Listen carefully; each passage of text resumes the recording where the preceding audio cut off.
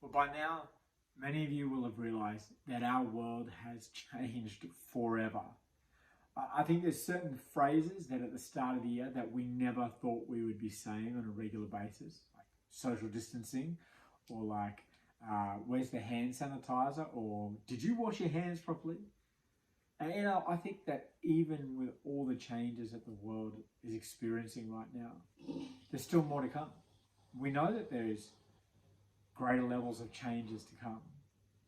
The question now is not whether the world has changed. The question is how much it will change. And the truth is, some of these changes are pretty hard to take.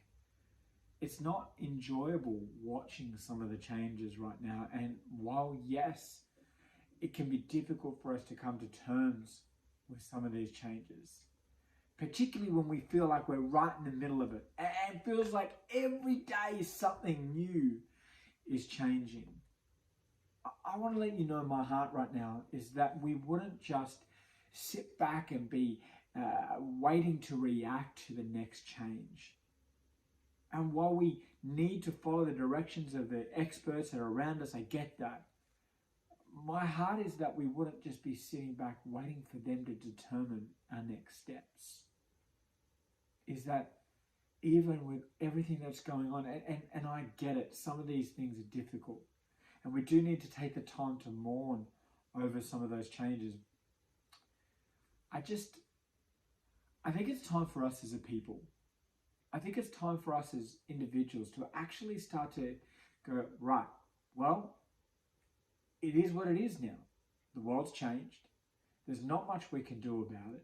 We now need to take this thing. We need to take the changes that the world has around it, and we need to do something about it. And I think the thing that we need to actually start doing is start to make a plan. We need to start to make a plan about who we're going to be in this new world, what we're going to be in this new world. In some ways, when you look at it, it's almost kind of exciting because it's almost like you get to reinvent yourself. You almost get a new identity. We get a new identity as a community, as a society, as a culture through all of this. And while this time can be a bit difficult for us to look at and all of those things, and it can be hard for us to take, I think if we make a plan, even with the changes, right? We don't know what tomorrow's going to hold, so we need to have a plan that sort of deals with that. I think that if we can make a plan, though, we might be able to actually start to deal with the reality of this new world. You see, the longer we sit and wait for the changes to take place before we start making a plan, the harder it is for us to begin to adjust. And I can hear people already saying, yeah, we've just got to push into God and we've got to trust God. And I agree with all of those things, 100%. I want us to be praying. I want us to be trusting in God right now. I think it is critical for us to do that. It is critical for us to believe in miracles. I've got verses written down here. Those who know your name trust in you. That's what the Psalm says. Lean not on your own understanding, but in all your ways acknowledge Him. We know how important trusting God is. We know how important praying for miracles is. And I don't want to take away from any of those things. It's just that often when the Bible talks about trust, it also has other things that are combined with it. Those who know you, trust you. It talks about our love, and then it talks about things like righteousness. Righteousness means right standing with God. Right standing, it gives us the ability to walk right with God. And here's where it comes in, right? Because I think that at the moment, one of the things that we need to start doing is we need to start walking right with God. So I'm reading Psalm 34, right? And in Psalm 34, it goes on and on about trusting in God, and then talks about God delivering us, and talks about righteousness. It talks about a whole range of these things. And as I'm reading it, it talks about the righteous will this, the righteous will that, the righteous will this. And I was thinking about what the righteous were like. The way that Jesus thought about righteousness was really, it was a people of action. And now more than ever, I want to call you to an action. And that action is that we need to start working out a plan of what we're going to be and who we're going to be in this world right now. And that plan, I think that plan, the way we've got to do that is by gathering our family together, or whatever that family looks like. The family unit is so vast for some people, and might be a young adult out there who's single living in a share house. Your family is the people who are in your share house right now.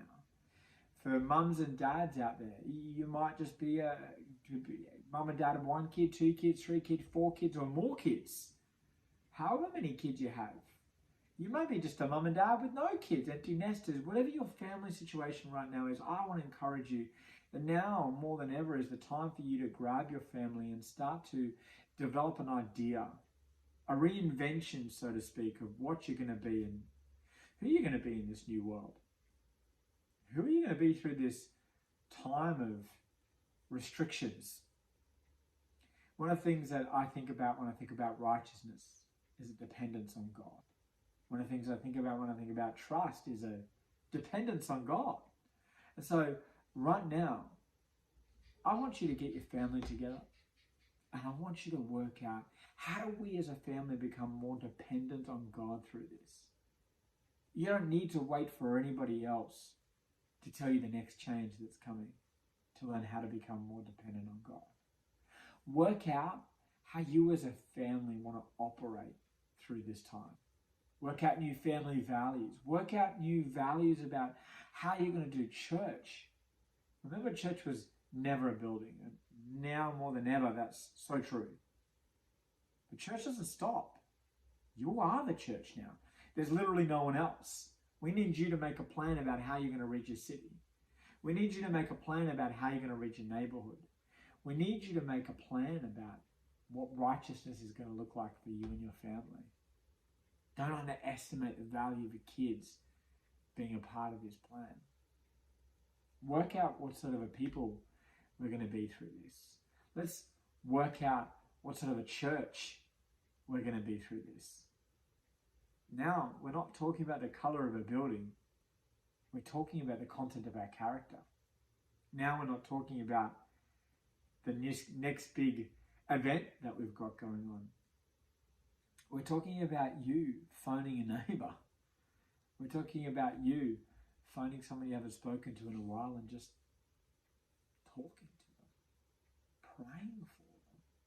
I mean, if you trust in God, if you want to live a life of righteousness, now's the time for you to really pick up that phone, call someone, determine who you're going to be, develop a plan right now.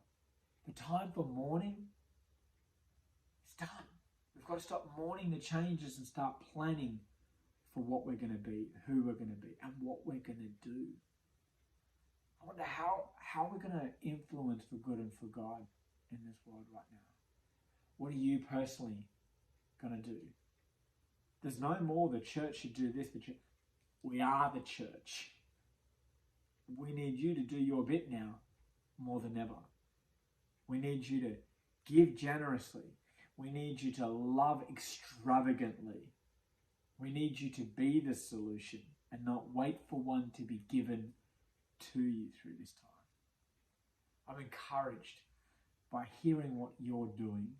I'm encouraged by seeing what you're doing. And we want to encourage you, please let us know what's happening in your neighborhood. Let us know what's happening in your city so that we can continue to work out what we're going to do collectively as well as what we can do individually.